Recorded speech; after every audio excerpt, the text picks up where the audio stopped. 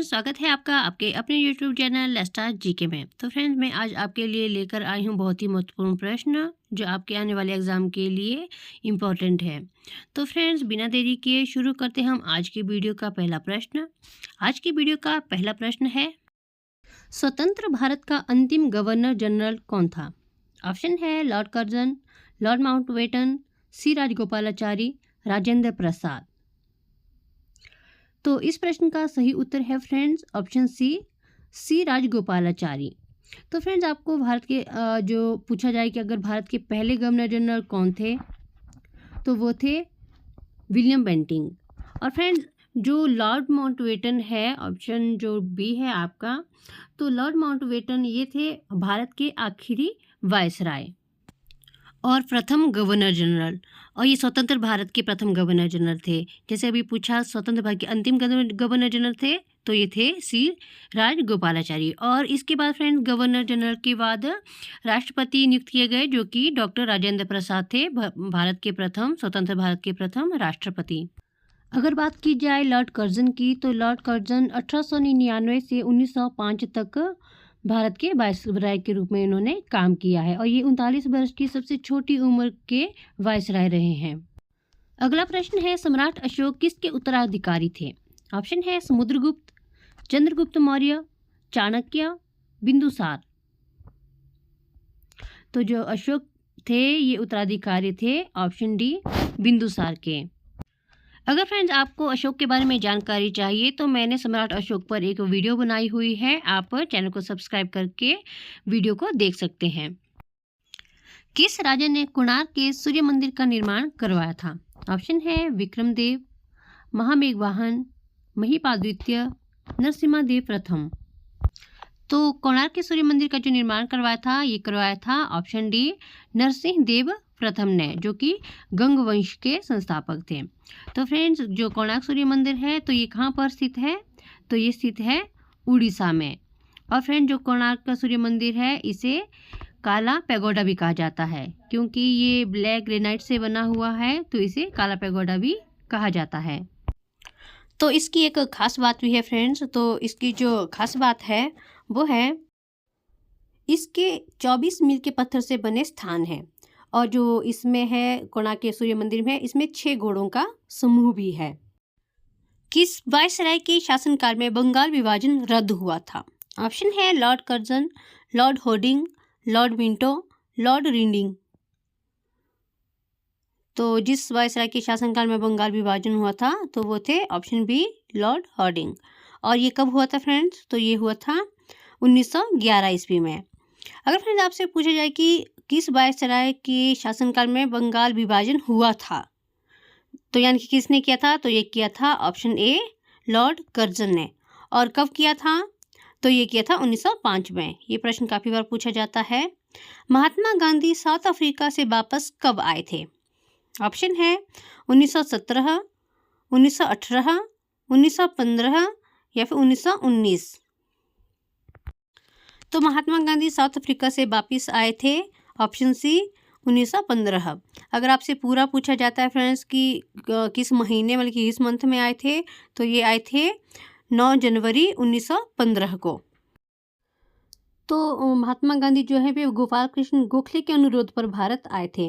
गांधी जी को जो दक्षिण अफ्रीका से वापस आए थे जब गांधी जी, तो इसे प्रवासी भारतीय दिवस के रूप में भी मनाया जाता है, यानी कि 9 जनवरी को प्रवासी भारतीय दिवस के रूप में भी मनाया जाता है। मार्ले मिंटो एक्ट किस वर्ष पारित हुआ? ऑप्शन है 1906, 1907, 1909, 1918। बहुत ही ज़रूरी प्रश्न है फ्रेंड्स, काफ़ी बार एग्जाम में पूछा गया है, तो इसे याद रखना है। तो इस प्रश्न का सही उत्तर है ऑप्शन सी 1909 ईस्वी।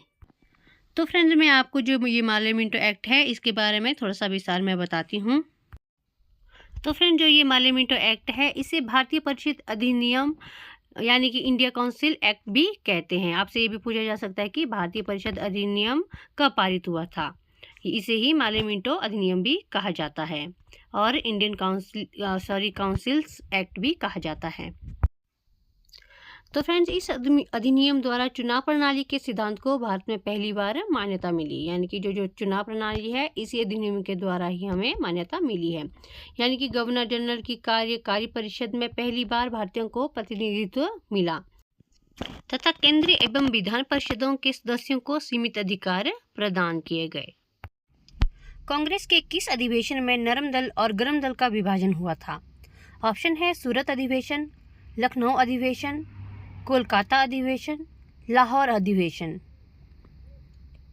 तो कांग्रेस के जो नरम दल और गरम दल का विभाजन हुआ था, तो ये हुआ था ऑप्शन ए सूरत अधिवेशन में। और फ्रेंड्स, ये सूरत अधिवेशन कब हुआ था? अगर आपसे पूछा जाए कि सूरत अधिवेशन कब हुआ था, वेरी वेरी इंपॉर्टेंट है, काफ़ी बार पूछा जाता है।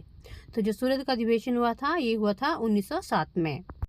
और ये भी पूछा जा सकता है कि जो कांग्रेस के अधिवेशन नरम दल और गरम दल का विभाजन सूरत अधिवेशन 1907 में हुआ, इसकी अध्यक्षता किसने की थी? तो इसकी अध्यक्षता जो की थी, वो की थी रास बिहारी घोष जी ने। भारतीय राष्ट्रीय कांग्रेस की स्थापना कितने प्रतिनिधियों के साथ हुई थी? ऑप्शन है 72, 75, 78, 82। तो भारतीय राष्ट्रीय कांग्रेस की स्थापना जो प्रतिनिधियों के साथ हुई थी जितने, तो वो हुई थी ऑप्शन ए 72। तो फ्रेंड्स, आपसे पूछा जा सकता है कि भारतीय राष्ट्रीय कांग्रेस की स्थापना कब हुई थी? तो यह हुई थी 28 दिसंबर 1885 को बॉम्बे के गोकुलदास तेजपाल संस्कृत कॉलेज में भारतीय राष्ट्रीय कांग्रेस की स्थापना की गई थी। यानी कि 28 दिसंबर 1885 को, यानी कि मुंबई, अब पहले बॉम्बे कहा जाता था, अब मुंबई कहा जाता है। और याद रखना है, गोकुलदास तेजपाल संस्कृत कॉलेज में इसकी स्थापना हुई थी।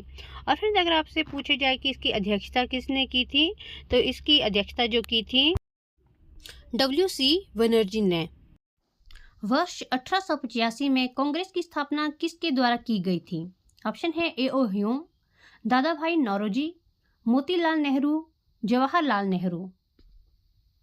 तो 1885 में कांग्रेस की स्थापना की थी ऑप्शन ए A.O. ह्यूम ने। तो फ्रेंड, मैं A.O. ह्यूम को बारे में कुछ बताती हूँ कि इन्होंने ये स्थापना क्यों की थी। सेवानिवृत्त ब्रिटिश भारतीय सिविल सेवा ICS के अधिकारी एलेन ऑक्टेवियन ह्यूम ने शिक्षित भारतीयों के बीच नागरिक और राजनीतिक संवाद का मंच बनाने के लिए भारतीय राष्ट्रीय कांग्रेस की स्थापना की। और फ्रेंड, याद रखना है, जो A.O. ह्यूम है, एलेन ऑक्टेवियन ह्यूम इनका पूरा नाम था। और फ्रेंड, जो 1885 में भारतीय राष्ट्रीय कांग्रेस थे, इसके अध्यक्ष कौन थे? तो इसके अध्यक्ष थे व्योमेश चंद्र बनर्जी। ये भी काफ़ी बार पूछा जाता फ्रेंड्स, तो ध्यान में रखना है। तो अगला प्रश्न है, रॉलेट एक्ट किस वर्ष में पारित हुआ था? ऑप्शन है 1951, 1919, 1819 या फिर इनमें से कोई नहीं। वेरी वेरी इंपॉर्टेंट प्रश्न है, काफ़ी बार पूछा जाता है। तो जो रॉलेट एक्ट है, यह पारित हुआ था ऑप्शन बी 1919 ईस्वी में। तो यह एक्ट किसने पारित किया था, तो इसके बारे में आपको विस्तार में बताती हूँ। तो यह एक्ट पारित किया था सर सिडनी रॉलेट ने साल 1919 में रॉलेट एक्ट पारित किया था। यह एक्ट ब्रिटिश सरकार ने पारित किया था। यह एक्ट लॉर्ड चैम्सफोर्ड के कार्यकाल में पारित हुआ था। लॉर्ड चैम्सफोर्ड 1916 से 1921 के बीच भारत के वायसराय रहे। रॉलेट एक्ट के बारे में कुछ खास बातें। इस एक्ट को काला कानून भी कहा जाता है। इस एक्ट के जरिए पुलिस को बिना वारंट और गिरफ्तारी की वजह बताए किसी को भी गिरफ्तार करने का अधिकार मिला था। इस एक्ट के जरिए सरकार को किसी भी संदिग्ध व्यक्ति को बिना मुकदमे के सजा और जेल भेजने का अधिकार मिला था। इस एक्ट के जरिए सरकार को बंदी प्रत्यक्षीकरण को दबाने में मदद मिली थी। इस एक्ट के खिलाफ महात्मा गांधी ने सत्याग्रह शुरू किया था। इस एक्ट के खिलाफ कई विरोध प्रदर्शन हुए थे। इस एक्ट के खिलाफ व्यापक विरोध और सविनय अवज्ञा बढ़ी थी। इस एक्ट के खिलाफ प्रदर्शनों को दबाने के लिए ब्रिटिश सरकार ने कई तरह की कोशिशें की थी। इस एक्ट के खिलाफ प्रदर्शनों के दौरान अमृतसर में नरसंहार हुआ था। तो फ्रेंड्स, ये थी आज की वीडियो के टॉप 10 क्वेश्चन जो कि आने वाले एग्जाम के लिए बहुत ही ज़रूरी है। तो फ्रेंड्स, आपको वीडियो कैसी लगी कमेंट बॉक्स में ज़रूर बताएं और वीडियो को लाइक शेयर करना ना भूलें। और अगर आप चैनल पर नए हैं तो चैनल को सब्सक्राइब करना भी ना भूलें। Thank you.